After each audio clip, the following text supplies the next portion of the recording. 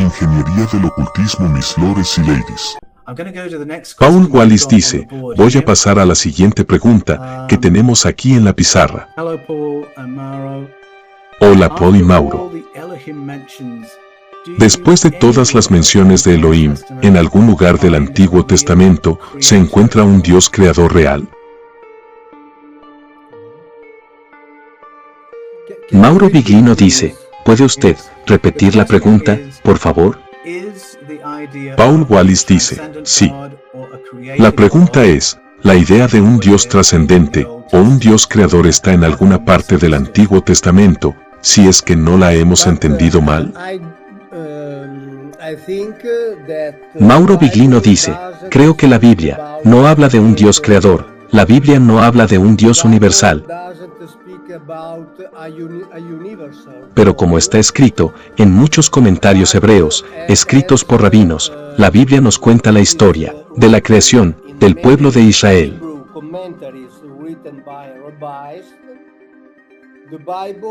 Pero quiero agregar para confirmar, quiero agregar que el verbo bara, que siempre se traduce como crear, no significa crear, sino intervenir en una situación preexistente para cambiarla.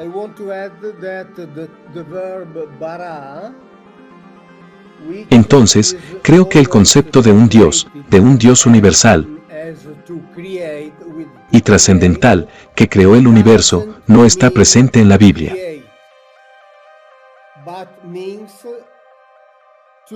Pero, quiero decir una cosa.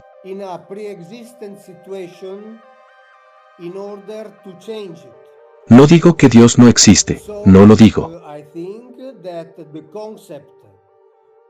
No es mi asunto. No quiero discutir la existencia de Dios. Solo quiero decir que ese libro no habla de ese Dios.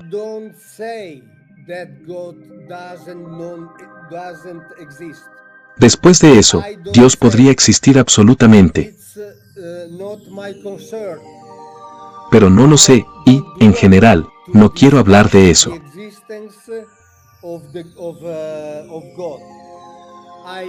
Porque mi preocupación, mi trabajo, mi área de interés, es un libro.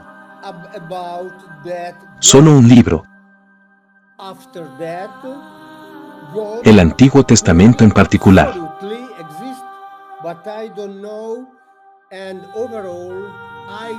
Y el Antiguo Testamento no habla de una creación universal.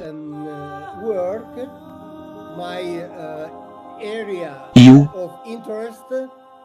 espero ser claro, porque no soy ateo. En absoluto. Tengo una mente abierta a todas las soluciones. Pero tengo, por así decirlo, la certeza de que cuando la Biblia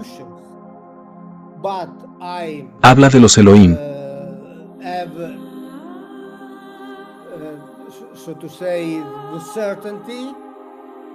no habla del Dios universal.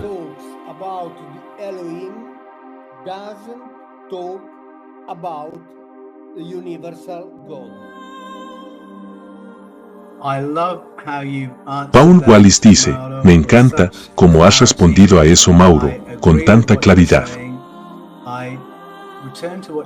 Estoy de acuerdo con lo que estás diciendo. Vuelvo a lo que dijiste sobre la palabra bara, de que no significa crear. Si haces eso, estás dando forma a algo que ya está ahí y que se refleja en la historia misma del Génesis.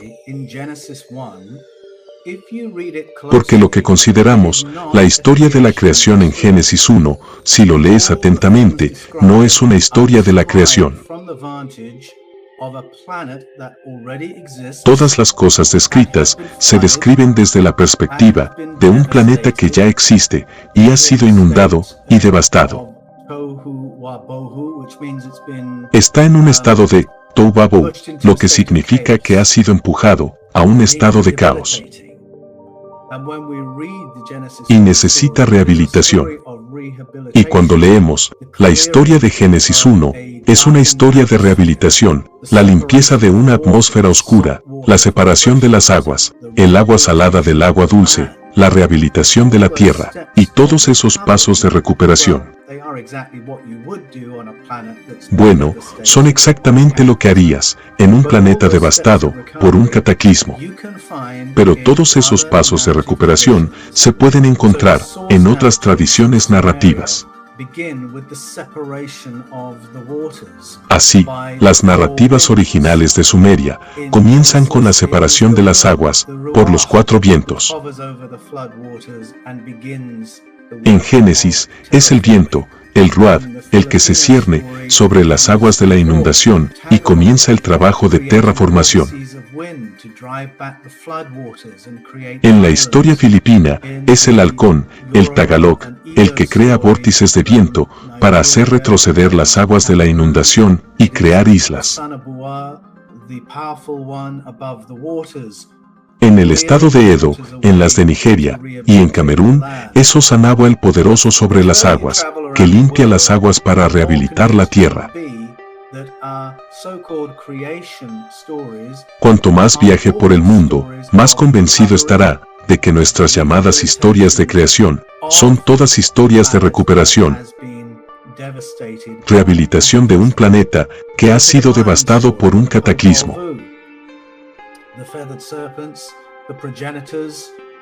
Vaya a la historia maya, del Popol Vuh, las serpientes emplumadas, los progenitores, llegan en un cielo oscuro sobre las aguas de una inundación, y comienzan a discutir cómo renutrir la vida en la tierra. Me parece interesante que ahí es donde nuestras historias comienzan, no con la creación, ni con el comienzo del cosmos, ni con la formación del planeta, sino con seres poderosos que llegan y trabajan con lo que había aquí.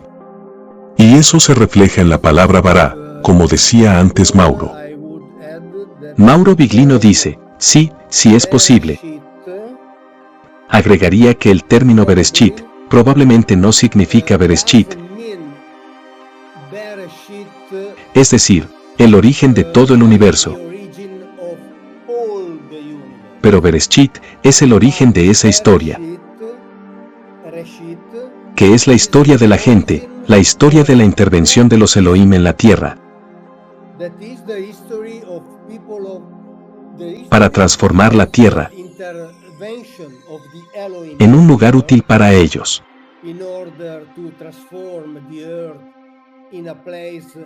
Y la historia de la creación,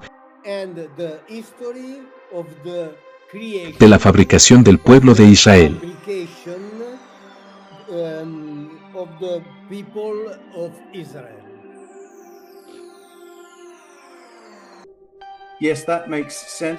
Paul Wallis dice, sí, eso tiene sentido para mí. También observaría que en los primeros 11, debería decir quizás 12, no quizás hasta 19 capítulos del Génesis, lo que tenemos es toda una secuencia de historias de comienzos. Entonces, tenemos la historia del comienzo, que estábamos discutiendo en Génesis 1. Tenemos otra historia del comienzo, en Génesis 2. Tenemos otra historia del comienzo, en Génesis 3. ¿Cómo nos convertimos en Homo sapiens? ¿Cómo sabemos que somos? Tenemos otra historia inicial en Génesis 6, donde hay una catástrofe, y luego un reinicio de la vida humana. Y luego tenemos el fin de una civilización en Génesis 3 y el comienzo de las historias del pueblo de Abraham en Génesis 12. Y debido a los paralelos entre las historias de Abraham y Sara, y Brahma y Saraswati, de los Vedas, debido a algunas de las cosas que siguen, en realidad, creo que también hay una historia de orígenes humanos, superpuesta en la historia de Abraham.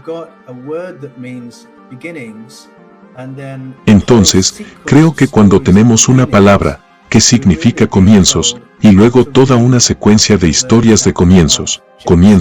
Realmente se nos dice cómo leer esos primeros capítulos del Génesis. Bien, ahora tenemos otra pregunta que apareció en el pizarrón aquí. Mauro Biglino dice, está bien.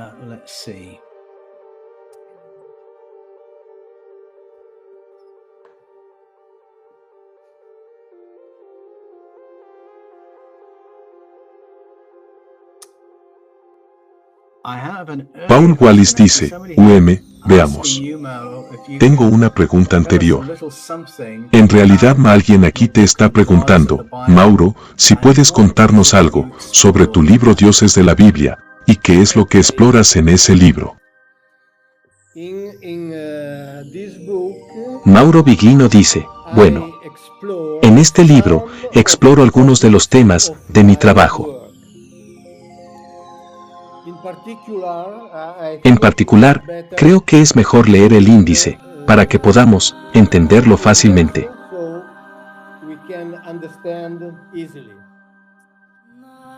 Hablo de los Elohim, hablo del Ruach, que siempre se traduce como espíritu, pero no significa espíritu.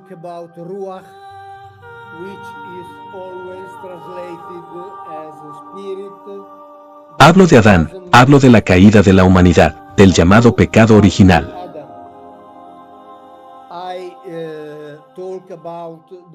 Hablo del tiempo, cuando los hombres iban y venían con los Elohim.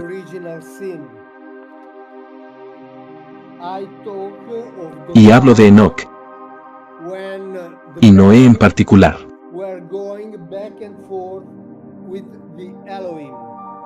Dediqué un capítulo a los gigantes, otro capítulo al nacimiento del monoteísmo.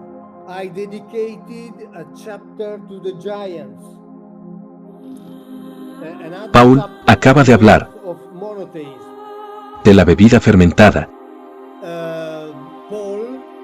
y dedico un capítulo a la droga de los dioses.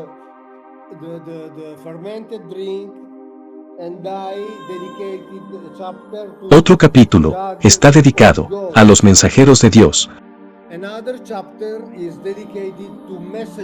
los llamados ángeles, los malaquim en la Biblia.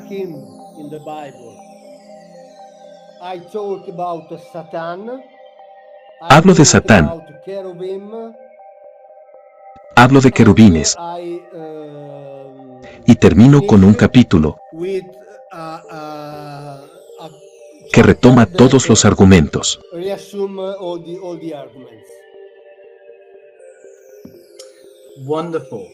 Paul Wallis dice, maravilloso.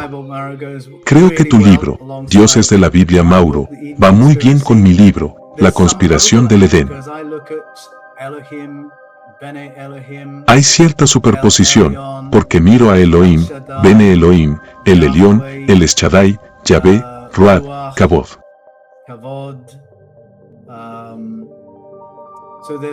Así que hay cierta superposición allí, pero en lo que presté mucha atención, en la conspiración del Edén, es en mostrar que la forma primitiva del judaísmo estaba llena de recuerdos de contacto paleo o contacto extraterrestre primitivo, y que cuando llegó el rey Ezequías, quiso borrar ese viejo recuerdo. Quería para borrar la memoria de Seba Samayim, los ejércitos del cielo. Quería borrar la memoria del Consejo de Poderes y transformar el judaísmo en yavismo monoteísta. Y la Biblia misma cuenta esa historia, desde el rey Ezequías hasta el sumo sacerdote Gilquías, el escriba real Sebna, el nieto de Ezequías, el rey Amón y el sacerdote principal Esdras. Sigues esa línea argumental, y la Biblia nos cuenta cómo cambió la narrativa del contacto paleo o contacto alienígena primitivo al monoteísmo. Y por eso, realmente defiendo la Biblia misma, no solo a favor del contacto paleo, sino también de cómo se alteró la narrativa. Me encanta cómo se combinan estos libros, Me encanta cómo nuestro trabajo se complementa. Realmente, he disfrutado nuestra colaboración hasta ahora en la serie que hemos creado. Gracias Mauro, por leer mis 2 primeros de la serie.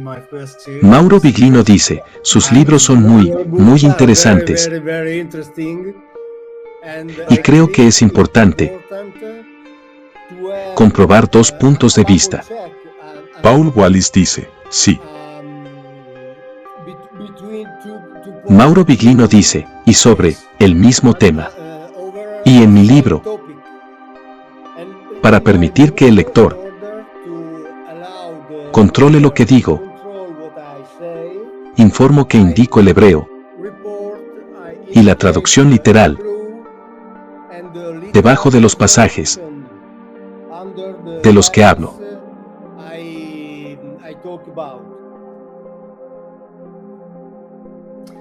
Paul Wallis dice, eso es magnífico. ¿Cómo puede la gente mantenerse al día con lo que estás haciendo? Mauro, ¿a dónde puedes enviar a la gente para que puedan seguir tu trabajo? Mauro Biglino dice, la gente puede seguirme en mi canal. Mauro Biglino Official Channel.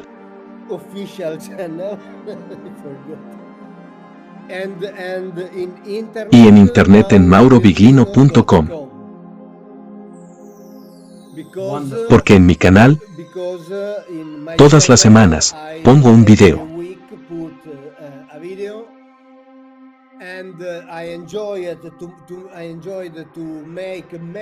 Disfruté hacer muchos videos contigo y espero que podamos continuar trabajando juntos en el futuro. Por supuesto. Hacer un video sobre temas específicos que la gente no conoce.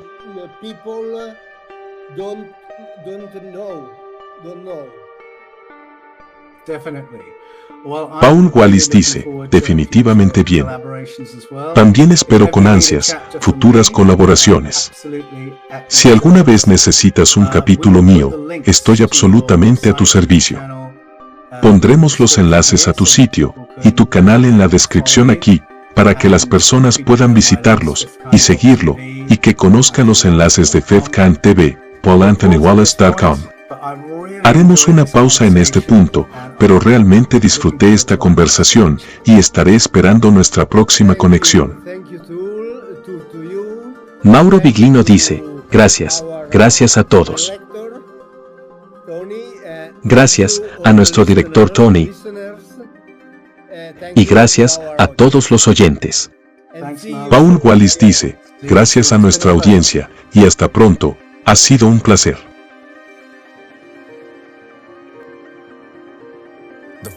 Anfitrión del canal Fifth TV dice, la edición final del Antiguo Testamento de la Biblia, el canon hebreo, incluyó la superposición de una teología hermosa y profunda sobre textos antiguos.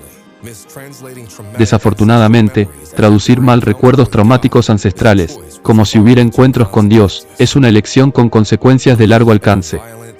Creo que la creencia en un Dios jerárquico, xenófobo y violento se ha utilizado a lo largo de los tiempos para justificar guerras violentas y todo tipo de abusos.